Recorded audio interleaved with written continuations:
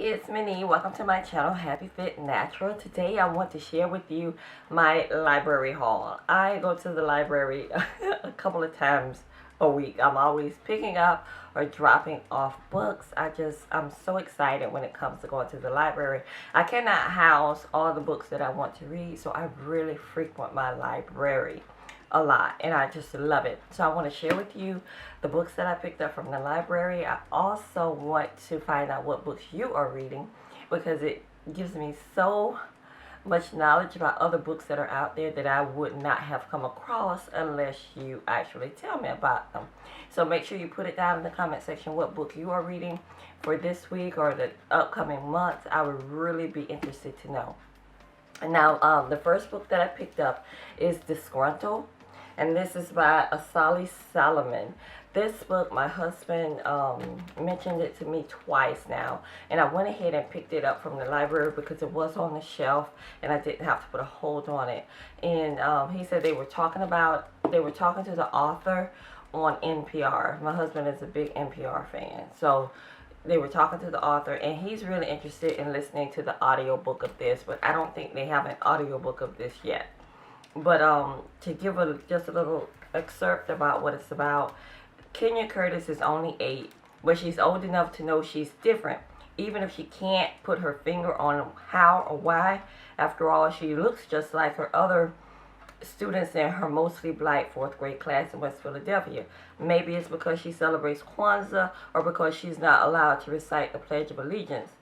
Maybe it's because she calls her father a house painter / philosopher Baba instead of Daddy, or because her parents' friends regularly gather to pour out libations from the Creator for the martyrs and discuss the community. So I'm really interested. My husband said it sounds like it's an interesting book, so I went ahead and picked it up, and I will be reading this. Right now, I am reading Noah's Wife. I picked this book up from the library mainly because of the name, and then when I read a little bit in the cover, I just said, I'm just going to pick it up and to see what it's about. And this is by Lindsay Starck, and I started reading this just this week. On the inside cover, it says, "It's the beginning. In the beginning, it was not raining, but it is raining now and steadily. It has been raining for so long that even it has not always been raining. The townspeople begin to feel as though this is the case, as though the weather has always been this way, the sky this gray, the puddles this profound." So I'm going to read this, but I'm thinking it's about a town, and they're actually going to get together and really become one in a town. I think that's what this is about. But it's not about Noah's Ark or anything, but I did pick it up because it said Noah, and then because it was raining, just to see. So I'm thinking they kind of played off of that from the Bible. Now, I also love audiobooks because it gives me a time to listen to books without having to actually read them. So during my time in the car, I spend 45 minutes one way to work, 45 minutes the other way. It really gives me a time to knock out some books that I really won't have the opportunity to sit down and read. And I did pick up a few from the library. So the first one, I've already finished this one. It's 90 Minutes in Heaven. And this book is supposed to give you get a glimpse of heaven. And this is by Don Piper. And I like listening to some of these types of books just to see what people say that they are going to see in heaven. He didn't talk so much about, I think the first couple of chapters is actually about what he experienced when he feels like he was in heaven, or when he knows that he was in heaven. And the rest of the book is pretty much dealing with the aftermath of what he went through, because it was a near death. Well, he was actually dead. And the rest of the book is him talking about recuperating, and then how he used his gift of going to heaven to kind of help other people, and then help use the situation that he was in to actually help other people who were going through the same types of situation. The next book is The Prodigal Son, and this is by Kimberla, Lawson, Roby. And again, that's another biblical they're playing off the Bible there again, talking about the prodigal son.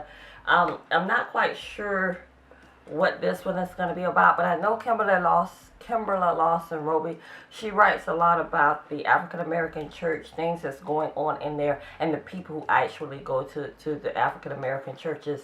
So I'll be interested to see what that is about. The next one, you know, I love mystery books, so I picked up Sandra Brown, and this is Temperatures Rising. I can always depend on Sandra Brown to have a really solid audiobook. She goes through like a mystery and a love story all mixed together, and it always just, all the ends are always tied. I never feel like, oh, you know, what happened to Eric, you know. She always ties up all of her loose ends, and I really can depend on Sandra Brown. If I don't know anybody else to get in the library, I'll go back to her. And then this is another one by Sandra Brown. It's Low Pressure, and I got this the last time I went, well, the time before last when I went to the library, but I didn't finish this one. So this is another mystery, and I'm sure it's like a mystery and love story type mixed together.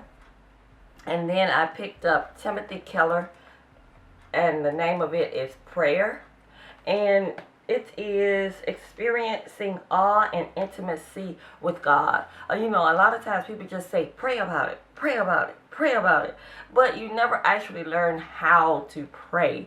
And so this is what I'm thinking this is going to be about, giving different ways to pray. Like we always hear that the ACTS type prayer, where you give accolades and then you give confessions and thanksgivings and then your supplications. So we hear about that kind of stuff, and that's a wonderful way to lead your prayer. And then we have the Lord's Prayer and the 23rd Psalms that you can use in order to, you know, model your prayers. You know, use those to model your prayer, your daily prayers. So, but this is supposed to really help you learn how to have an awe and intimacy with God. So I'm interested to see what prayers are all about. And I actually purchased the book. Yes, I purchased the book. I can't have all the books that I would love to purchase, but I do purchase books every now and again, especially if it's a book that I'm interested in. I love the author, or it's something that I know that I want to keep. A lot of these books, you know, I'm not interested in keeping them. Once I read it, I'm ready to give it and let somebody else enjoy and be, you know, in awe when they get these books, you know, because it's, you know, it's just the way I feel about it. I want to share all the time good books with other people. But anyway, I bought this book. It's called Visioneering, and it's by Stanley. And right now I am on page 84 of the book, and I'm going kind of slow in reading this book. I'm reading maybe a chapter at the time, and then I go back and try to go through and read it again and get some quality points. And he actually gives some kind of like projects at the end of each chapter that I really want to go through the projects and you know, get my full benefit from this book.